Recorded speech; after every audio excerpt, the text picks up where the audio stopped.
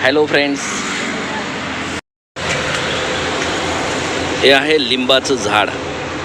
छोटं आहे पण त्याचे पहा हे कोवळे कोवळे पानं है ना. हे पहा कोवळे पान, हे असे तोडायचे आणि 2-4 कोवळे कोवळ्या पानांचे हे काही असे छोटे छोटे असे कोवळे जे शेंडे आहेत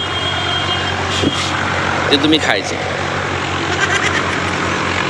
तुमच्या रक्ताची शुद्धता वाढते आणि अभ्यास करण्याचा व्यासंग वाढतो.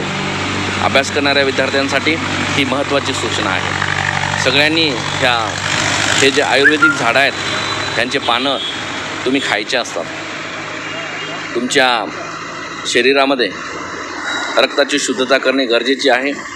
तसेच तुमचा अभ्यासाचा व्यासंग वाढवायचा आहे. त्यावेळामध्ये तुम्ही असे पानं खाणं गरजेचे असतात. सकाळी सकाळी तुम्ही पानं खायचे असतात. चहाची सवय असेल तर ती मोडा, त्यापेक्षा बेटर राहील की हे खा. मान्य आहे चहाची सवय एकदम मोडणार नाही, हरकत नाही. लिंबाचं पानं हे अँटीबॅक्टेरियल असतात, त्यामुळे तुमच्या रक्ताची शुद्धता होते आणि तुमचं मन शांत राहतं.